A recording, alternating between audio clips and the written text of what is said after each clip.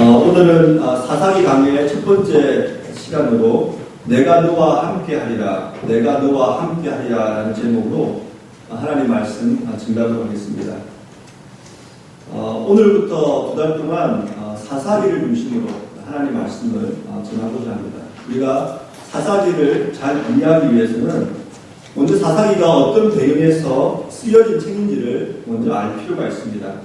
그러기 위해서는 사사기 1장 1절 말씀을 우리가 주의해서 읽을 필요가 있습니다. 우리 함께 한번 주보에 나와 있는 대로 사사기 1장 1절 말씀을 함께 읽어보겠습니다. 시작. 여호수아가 죽은 후에 이스라엘 자손이 여호와께 여쭈어 이르되 우리 가운데 누가 먼저 올라가서 가나안 족속과 싸우리이까. 이 짧은 한 문장에 사사기의 배경이 잘 담겨 있습니다. 특별히 우리가 이 1장 1절에서 주의해서 읽어야 될 단어는 여호수아가 죽은 후에 그리고 싸우리까 하는 이 두 단어입니다. 먼저 여러분, 여호수아가 어떤 사람이었습니까? 여호수아는 모세의 후계자였습니다. 그리고 출애굽한 이스라엘 2세대를 이끌고 가나안 땅에 들어가 가나안을 정복한 사람입니다. 그런데 우리가 사사기 1장 1절을 보면은 그 정복 전쟁이 여호수아 생전에 완전히 끝난 것이 아님을 알 수가 있습니다. 그렇기 때문에 이스라엘 자손이 여호와께 여쭈어 보십니다. 우리 중에 누가 먼저 올라가서 가나안 족속과 싸울까요? 이렇게 물어본 것입니다. 사사기의 연대는 여호수아가 죽은 이후부터 이스라엘의 왕정이 수립될 때까지 약 350년간의 기록입니다. 그리고 이 350년 동안의 기록 속에서 하나의 반복되는 패턴이 등장합니다. 먼저 이스라엘이 여호와의 목전에서 악을 행합니다. 그러자 하나님께서 적군을 보내셔서 이스라엘을 심판하십니다. 적군이 이스라엘을 침략하자 이스라엘 백성들이 하나님께 부르짖습니다. 그러자 하나님께서 그들의 기도를 들으시고 사사를 보내어 그들을 구원하십니다. 이제 그들이 구원받게 되어 좀 평안해지자 얼마의 시간이 지나고 다시 그들이 여호와께 악을 행하는 것입니다. 이런 패턴이 계속 반복되는 것이 바로 사사기입니다. 그리고 오늘 우리가 읽은 3장 4절부터 12절 말씀이 이 패턴을 가장 잘 표현해주는 본문 중에 하나입니다. 이제 본문을 중심으로 그 구체적인 내용을 살펴보면서 은혜를 받고자 합니다. 먼저 이스라엘 백성이 여호와의 목전에서 악을 행했습니다. 우리 한번 3장 7절 말씀을 함께 한번 읽어보겠습니다. 시작. 이스라엘 자손이 여호와의 목전에 악을 행하여 자기들의 하나님 여호와를 잊어버리고 바알들과 아세라들을 섬긴지라. 이 말씀을 잘 보시면은 하나님께서는 지금 무엇을 악이라고 정의하고 계신가를 알 수가 있습니다. 여러분은 무엇이 악이라고 생각하십니까? 우리는 보통 비윤리적인 거나 부도덕한 행위들을 악하다고 생각합니다. 자기 것이 아닌데도 남을 속여서 사기를 쳐가지고 남의 돈을 뺏거나, 그리고 힘이 센 사람이 연약한 부유자를 폭행하거나 또 악하게 가는 것, 그런 것들이 우리가 악이라고 생각하죠. 당연히 이것들도 악입니다. 하지만 우리 본문을 보시면 이런 것만이 악이 아니라 하나님께서 생각하시는 악은 조금 더 근본적인 것, 영적인 거라고 알 수가 있습니다. 이 본문에는 무엇이 악이라고 말하고 있습니까? 이스라엘 자손이 여호와의 목전에 악을 행하여 자기들의 하나님 여호와를 잊어버리고 바알들과 아세라들을 섬기지라. 하나님을 잊어버리는 것, 그리고 바알과 아세라 같은 우상을 섬기는 것이 바로 악이라고 지금 하나님께서 말씀하고 있는 것입니다. 그런데 이렇게 하나님을 잊어버리는 것, 우상을 섬기는 것은 실제로는 서로가 긴밀하게 연결되어 있습니다. 왜냐하면 사람은 영적 피조물로 창조되었고 사람은 원래 하나님을 예배하도록 창조된 것이기 때문입니다. 하지만 우리가 타락함으로 인해서 하나님을 더 이상 예배하지 않게 되자 하나님 자리에 우상을 올려놓고 우상을 예배하게 된 것입니다. 그것은 예배 형식으로 나타날 수도 있고 의존의 형식으로도 나타날 수가 있습니다. 그리고 오늘 본문에서 말하고 있는 것, 하나님을 잊어버리고 했는데 도대체 이 이스라엘 백성들은 하나님이 무엇을 잊어버렸다는 것입니다. 사사기 배경을 잘 놓고 생각해 보면은 우리가 그 답을 알 수가 있습니다. 사사기에서 하나님께서 주신 명령이 무엇입니까? 여호수아에게 주신 명령이 무엇입니까? 가나안을 정복하라는 것입니다. 그런데 그 하나님의 명령을 잊어버린 것입니다. 여호수아가 죽은 이후에 여호수아의 후손들은 하나님의 이 명령을 받들어서 가나안 땅을 정복해야 했습니다. 그들에게 주어진 마지막 사명을 감당해야 했는데 그 사명을 잊어버린 것입니다. 이스라엘 백성들은 가나안 족속들을 정복하려 하지 않고 어떻게 했습니까? 그들과 결혼했고 그들과 함께 살려고 했습니다. 즉 하나님의 명령을 기억하고 그것을 순종한 것이 아니라 자신의 소견에 편한 대로 옳은 대로 행동한 것입니다. 거기에 대한 내용이 바로 3장 4절부터 6절까지 말씀에 나와 있습니다. 제가 한번 3장 4절로 6절 말씀을 읽어드리겠습니다. 남겨주신 이 이방 민족들로 이스라엘을 시험하사 여호와께서 모세를 통하여 그들의 조상들에게 이르신 명령들을 순종하는지 알고자 하셨더라. 그러므로 이스라엘 자손은 가나안 족속과 헷 족속과 아모리 족속과 브리스 족속과 히위 족속과 여부스 족속 가운데에 거주하면서 그들의 딸들을 맞아 아내로 삼으며 자기 딸들을 그들의 아들들에게 주고 또 그들의 신들을 섬겼더라. 이스라엘 백성들은 여호와 명령을 까맣게 잊어버리고 자신들의 딸을 주고받으면서 그들과 통혼을 했고 여호와를 더 이상 섬기지 않고 이방 신들, 우상들을 섬기게 되는 것입니다. 하나님께서 여호수아와 그의 자손들에게 가나안 족속을 그 땅에서 몰아내라고 하는 데에는 분명한 이유가 있습니다. 가나안 족속을 그대로 그 땅에 남겨두면은 그들이 결국 그들에게 악한 영향을 끼칠 것이기 때문입니다. 하나님을 더 이상 섬기지 않고 우상들을 섬기게 되기 때문에 하나님께서 가나안 족속들을 몰아내라고 한 것입니다. 하지만 이스라엘 백성들은 하나님의 명령을 잊어버리고 가나안 족속들과 타협을 한 것입니다. 사실 이스라엘 백성의 입장에서는 전쟁을 일으켜서 가나안 족속을 물리치는 것보다 그들과 적당히 결혼하면서 타협하는 것이 그들에게 더욱더 쉬웠을 것입니다. 우리가 잘 아듯이 전쟁을 일으키면 수많은 사람이 목숨을 잃을 수밖에 없고 수많은 사람이 다칠 것은 너무나 분명합니다. 하지만 그들과 결혼해서 함께 살면 그런 염려가 사라지는 것이죠. 하지만 이스라엘이 자기 소견대로 행한 그 선택 때문에 결과가 어떻게 되었습니까? 가나안의 우상인 바알과 아세라를 섬기게 되었습니다. 그리고 그 결과는 그 당대에 끝나지 않고 그 후손들까지 지속적으로 우상을 섬기는 결과를 가져온 것입니다. 사랑하는 여러분, 우리는 분명히 기억해야 합니다. 옳은 길과 쉬운 길은 함께 오지 않습니다. 가치가 있는 일일수록 어렵습니다. 사랑하는 여러분 개인에게 가장 가치 있는 일이 무엇입니까? 그 일이 쉽습니까? 예를 들면 여러분 자녀 키우는 거, 그건 가치 있는 일이죠. 하지만 그것이 쉽습니까? 직장에서 그리스도인답게 정직하게 열심히 최선을 다해서 사는 거 쉽습니까? 쉽지 않습니다. 여호와의 명령을 기억하고 그 말씀에 순종하는 길은 결코 쉬운 길이 아닙니다. 하지만 우리는 그 길을 걸어가야 합니다. 왜냐하면 그 길이 옳은 길이기 때문입니다. 사랑하는 여러분, 옳은 길로 걸어갑시다. 비록 그 길이 좁고 협착해도 그 길만이 생명의 길이기 때문입니다. 미국에서 목회하시던 팀 켈러 목사님의 책 당신을 위한 사사기에 보면 이런 비유가 하나 나옵니다.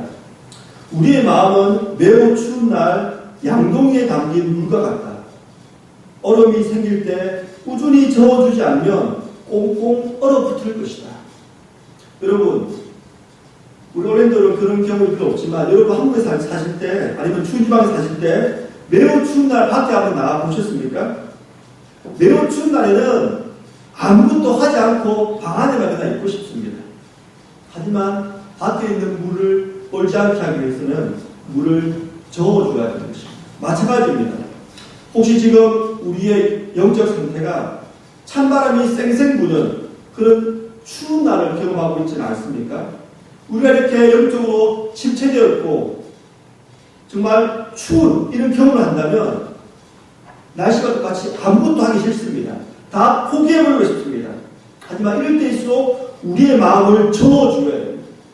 우리 마음 깊은 곳에 있는 하나님께서 우리에게 주신 그 사명을 저어줘서 불과 같이 그 사명이 다시 일어날 수 있도록 우리의 마음을 저어줘야 된다는 것입니다. 두 번째로 이스라엘 백성이 악을 행하자 하나님께서는 적군을 이스라엘에 보내셔서 이스라엘을 괴롭게 하셨습니다. 그러자 이스라엘 백성이 하나님께 기도합니다. 우리 한번 3장 8절 9절 말씀을 함께 읽어보겠습니다. 8절 9절입니다. 시작.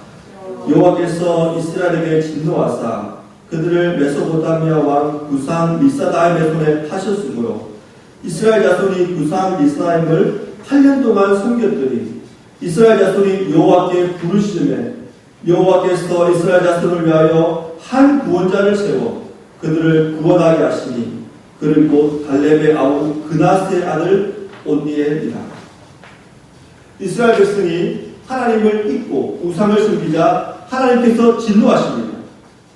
그리고 그들에게 적군을 보내어 8년 동안 그 적군을 섬기게 하셨습니다. 그러자 이스라엘 백성이 하나님께 부르시게 되었지요. 사랑하는 여러분, 하나님께서 왜 메소포타미아 왕 구상 리사다임을 보내어 이스라엘을 괴롭게 하셨을까요? 우리가 단순히 생각하면 이스라엘뿐만 죄의 형벌로 적군을 보냈다고 생각할 수가 있습니다. 하지만 단순히 죄에 대한 형벌로 보냈다고 생각하지 않을 수도 있죠. 왜냐하면 하나님께서 적군을 보내지 않고 그냥 재앙을 내려서 이스라엘 백성들이 다 그냥 죽게 할 수도 있는 거죠. 예를 들어 요즘에 흔히 나는 지진을 일으킬 수도 있고요. 아니면 불신도하는 이스라엘 백성들을 그냥 무관심하게 그들에게 대한 관심을 끊어버릴 수도 있습니다. 그들을 포기할 수도 있습니다. 우리가 로마서 강에서 봤던 것처럼 말입니다. 하지만 하나님께서는 그렇게 하지 않으셨습니다. 한국에 있는 박영수 목사님의 책 다시 보는 사사기에 보면 이런 내용이 나옵니다. 사사기에 반복되는 패턴을 기술하는 주된 이유는 이스라엘의 거듭되는 배신을 계속해서 수용하시는 하나님을 그리는 데 있습니다. 그러니 사사기를 읽는 우리의 태도는 왜 이 사람들이 나아지지 않고 여전히 못난 짓을 반복할까 하는 분노가 아니라 하나님은 도대체 어떤 분이시기에 이들을 거듭 용납하시는가 하는 경이로움이어야 합니다. 하나님께서 적군을 그들에게 보내신 것은 그들의 죄에 대한 안갚음이 아닙니다. 그들이 하나님께로 돌아오게 하기 위해서 적군을 보내신 것입니다. 오늘 본문을 문자적으로 한번 보면은 이스라엘 백성들이 8년 만에 비로소 하나님께 기도한 것을 알 수가 있습니다. 8절 보십시다. 이스라엘 자손이 구산 리사다임을 8년 동안 섬겼더니 이스라엘 자손이 여호와께 부르짖으며. 만일 적군이 이스라엘 백성을 괴롭히지 않았다면 이스라엘 백성들은 영원히 기도하지 않았을 수도 있는 것입니다. 그들은 적군이 왔기 때문에 비로소 하나님께 나아가서 기도했던 것입니다. 많은 경우에 우리의 신앙생활도 이렇게 신앙생활할 가능성이 많습니다. 그래서 아굴이 쓴 잠언 30장에 보면 아굴이 이런 기도를 하나님께 올립니다. 내가 두 가지를 주께 구하였사오니 내가 죽기 전에 내게 거절하지 마시옵소서. 곧 헛된 것과 거짓말을 내게서 멀리 하옵시며 나를 가난하게도 마옵시고 부하게도 마옵시고 오직 필요한 양식으로 나를 먹이시옵소서. 홍내가 배가 불러서 하나님을 모른다 여호와가 누구냐 할까 하오며 홍내가 가난하여 도둑질하고 내 하나님의 이름을 욕되게 할까 두려워함이니이다. 우리 앞에 있는 적군은 결코 즐거운 대상이 아닙니다. 적군은 우리를 공격하고 우리의 안전을 위협합니다. 적군은 우리를 다치게 하고 때로는 우리의 목숨까지 빼앗아갑니다. 하지만 적군으로 인하여 우리가 하나님께 나아가서 하나님께 회개하고 하나님께 다시 한번 기도할 수 있다면 그 조건도 하나님의 축복일 수 있다는 것입니다. 사랑하는 여러분, 현재 여러분의 적군은 무엇입니까? 무엇이 여러분을 가장 괴롭게 하고 있습니까? 그것으로 인하여 하나님께 한 걸음 더 나아가고 계십니까? 그렇다면 그 괴로운 적군도 하나님의 축복일 수가 있습니다. 세 번째로 하나님께서는 이스라엘의 기도를 들으시고 사사를 보내십니다. 우리 한번 9절 말씀을 다시 한번 읽어보겠습니다. 시작. 이스라엘 자손이 여호와께 부르짖으매 여호와께서 이스라엘 자손을 위하여 한 구원자를 세워 그들을 구원하게 하시니 그는 곧 달렙의 아우 그낫의 아들 온니엘이라. 여기서 우리는 하나님께서 일하시는 방법을 배울 수가 있습니다. 하나님의 방법은 사람을 통하여 역사하는 것입니다. 사람이 바로 하나님의 방법입니다. 그런데 하나님께서는 사람이 유일한 방법이 아닐 수가 있습니다. 예를 들면 이스라엘을 침략한 구산 리사다임을 천재지변을 통하여 제거할 수도 있는 것입니다. 갑자기 우박이 내린다든지 홍수로 그들을 쓸어간다든지 이러 가지 방법을 취할 수도 있지만 하나님께서는 하나님의 사람을 세우셔서 그들을 통하여 일하기를 기뻐하신다는 것입니다. 이것이 바로 사사기 전체에 흐르는 하나의 흐름입니다. 그래서 계속 사사들이 등장하고 있는 것입니다. 그런데 우리가 본문을 조금 주의해서 살펴보면은 하나님께서 사람을 선택하여 그 사람에게 하나님의 사명을 맡기실 때 그 사람을 홀로 보내지 않는다는 것을 알 수가 있습니다. 반드시 하나님께서는 사명과 함께 능력도 함께 주시는 것입니다. 오늘 본문을 봐도 하나님께서는 온니엘에게 하나님의 영이 친히 임하게 하셔서 맡겨주신 사명을 감당하게 하십니다. 우리 한번 10절 말씀을 한번 같이 한번 읽어보겠습니다. 시작. 여호와 영이 그에게 임하셨으므로 그가 이스라엘 사사가 되어 나가서 싸울 때에 여호와께서 메소포타미아 왕 구산 리사다임을 그의 손에 넘겨주시며 온니엘의 손이 구산 리사다임을 이기니라. 하나님께서는 우리에게 사명을 주실 때 능력도 함께 주시는 것입니다. 특별히 성령을 우리 마음에 보내어 주셔서 하나님께서 우리에게 맡겨주신 그 사명을 감당하게 하시는 것입니다. 약 2주 전에 저희 부부와 함께 조찬을 함께한 고유경 교수라는 분이 있습니다. 이분은 우리가 메릴랜드에 있을 때부터 만난 분인데 저희 부부에 대해서 각별한 애정을 가지고 만날 때마다 좋은 말씀을 많이 해주시는 분입니다. 지난번 호텔에서 만났을 때도 아침 조찬을 같이 하면서 2시간을 넘도록 쉬지 않고 말씀을 하셨습니다. 2시간쯤 지나다가 듣는 우리가 지칠 정도였습니다. 그 중에 그분의 말씀 중에 한 가지를 제가 소개하고자 합니다. 만일 창문을 설치하는 공장에서 사장이 종업원 한 명을 불러서 아무개 집에 가서 창문을 달아주라고 지시했다고 생각해 봅시다. 그때 만약 이 종업원이 사장님 저에게는 창문도 없고 저에게는 자동차도 없습니다. 그래서 사장님의 지시를 따를 수 없습니다. 이렇게 사장한테 말했다면 사장이 어떻게 반응했겠습니까? 어이가 없겠지요. 사장이 종업원에게 아무개 집에 창문을 달아주라고 말했을 때는 공장에 있는 창문, 공장에서 이미 만들어 놓은 창문을 가지고 회사에서 쓰는 회사 화물차에 싣고 그 집에 가서 창문을 달아주라고 지시한 것입니다. 그런데 이 종업원은 나에게 창문이 없는데요, 나에게는 자동차도 없는데요 하면서 그 지시를 거절했다면 이 사장이 하는 지시를 올바로 이해하지 못한 것입니다. 우리도 마찬가지 아닙니까? 하나님께서 우리에게 사명을 주실 때는 그냥 빈손으로 우리를 보내시지 않습니다.